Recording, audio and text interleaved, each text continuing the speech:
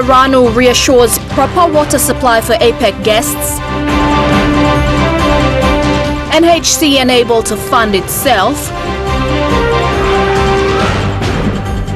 Rising numbers of sexual abuse cases.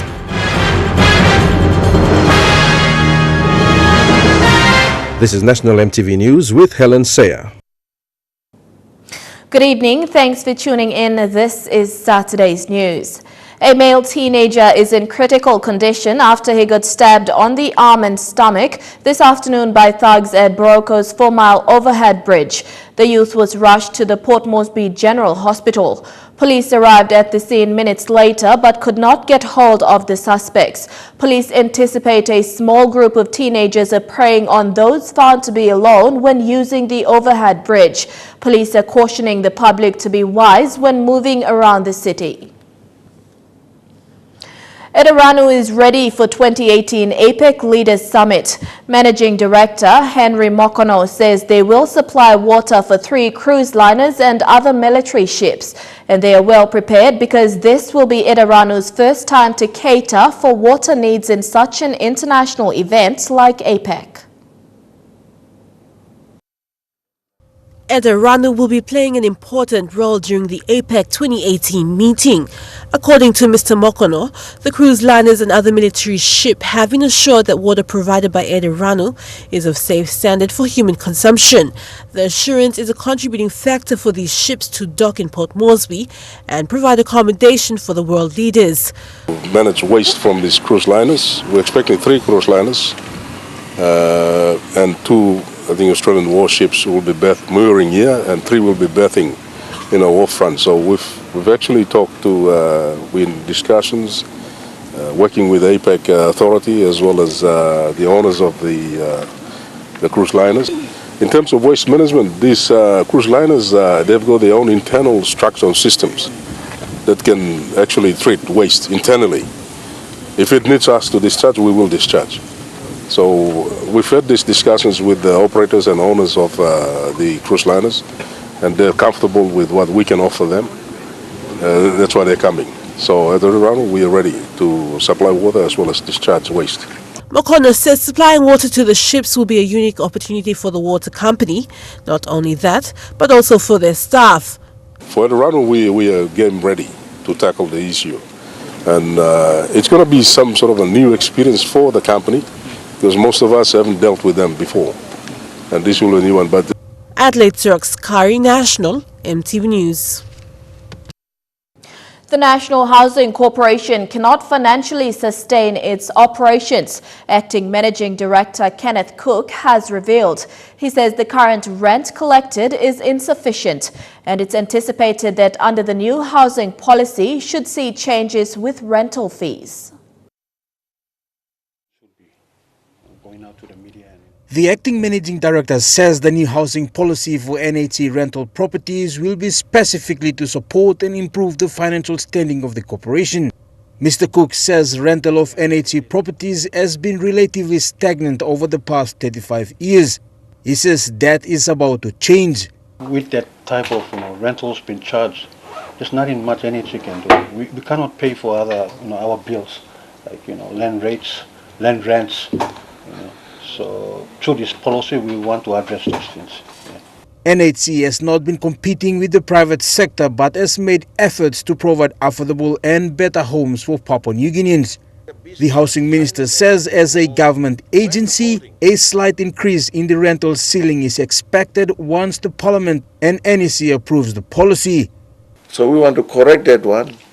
We must leave because 23 years back, now we are into 20, we have to lift it up so that we can at least correct money, at least we can service our property, maintenance to our property, pay water, sewage, power bill, and at the same time we can look after all the houses. The minister responsible says NHC will be part of the housing market in the country. This will see NHC's commercial arm come into effect and generate revenue for the agency. It becomes a law so that we can go up and also compete in the market. Compete in the market, or we can same time provide affordable houses at affordable rate, and at the same time we compete on the market too. The policy is hoped to be presented on the floor of Parliament mid this year. Jack Lepave Jr., National EMTV News. The Resource Owners Federation PNG is urging the national government to be a firm regulator in the mining, gas and oil sector. President Jonathan Pariah says resource owners in the country have been pushed to the side by the government in many of the projects. He says if the government takes center stage, resource owners around the country will continue their struggle to claim benefits. Papua New Guinea is leading the Pacific region in the development of established oil, gas and mining industries. But the president of the Resource Owners Federation says there is no real benefits for resource owners. Mr. Pariah says the government needs to relook at its policy framework. It is about time the government of O'Neill should look at the laws and loopholes in the laws that is draining all the money out of this country. According to a report by Mineral Resource Authority, almost more than half of Papua New Guinea's income comes from the oil, gas and mining sector. And with more explorations around the country, there is opportunity to pass the current rate. The president of Resource Owners Federation says the government must not interfere but embrace resource owners for equal sharing of benefits. We've got a lot of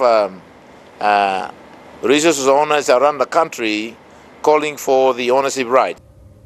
Mr. Pariah believes benefits of the resources the country boasts about is not equally shared among the key stakeholders.